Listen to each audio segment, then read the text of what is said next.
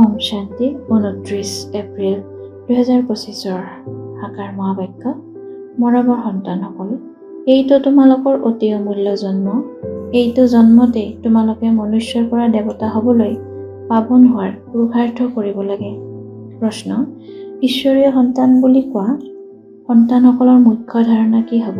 উত্তৰ: তেওঁলোক পৰস্পৰ বহুত মিলাপ্ৰীতিৰে থাকিব, কেতিয়াও অপ্ৰীতিকৰ নহ'ব।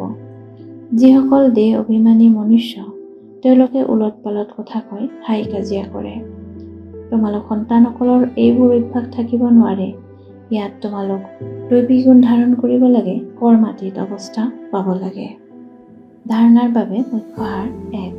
ভিতৰি নিজৰ বিচাৰ কৰিব লাগে, মই পিতাৰ স্মৃতিত কিমান সময় থাকোঁ, দৈৱী গুণ কিমানলৈ ধাৰণ কৰিছোঁ, মোৰ কোনো অৱগুণটো নাই, মোৰ খোৱা বোৱা চাল চলন মাৰ্জিত হয়নে, অযথা কথাটো নকওঁ, মিছা কথাটো নকওঁ। 2. স্মৃতিৰ খতিয়ানৰ তালিকা বঢ়োৱাৰ অভ্যাস কৰিব লাগে। আমি সকলো আত্মা ভাই ভাই দেহ অভিমানৰ পৰা দূৰৈত থাকিব লাগে। নিজৰ একৰক স্থিতি স্থায়ী কৰি তুলিব লাগে, তাৰ বাবে সময় দিব লাগে। বৰদান: 5 তত্ত্ব আৰু 5 বিকাৰক নিজৰ সেৱাধাৰী কৰোঁতা, মায়াজীত স্বৰাজ্য অধিকাৰী হোৱা।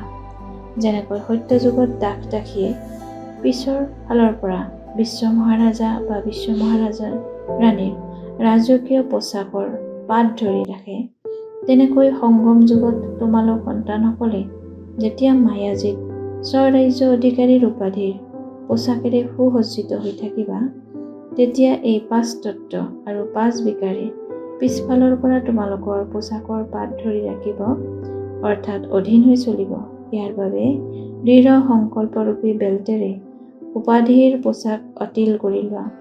ভিন্ন ভিন্ন পোচাক আৰু অলংকাৰৰ ছেটেৰে সুসজ্জিত হৈ পিতাৰ লগত থাকা। তেতিয়া এই বিকাৰ বা তত্ত্ব পৰিৱৰ্তন হৈ সহযোগী সেৱাধাৰী হৈ যাব। শ্লোগান: যিবোৰ গুণ আৰু শক্তিৰ বৰ্ণনা কৰা, তাৰ অনুভৱত মগন হৈ যোৱা। অনুভৱেই সকলোতকৈ উচ্চ কৰ্তৃত্ব। সংযুক্ত ৰূপৰ স্মৃতিৰে সদায় বিজয়ী হ'বলৈ আজিৰ অব্যক্ত সংকেত।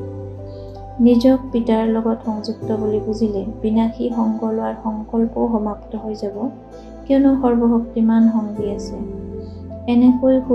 যেনেকৈ সূৰ্যৰ আগত অন্ধকাৰ তিষ্ঠি থাকিব নোৱাৰে, তেনেকৈ সৰ্বশক্তিমানৰ আগত মায়াৰ কোনো ব্যৰ্থ সংকল্প তিষ্ঠি থাকিব নোৱাৰে।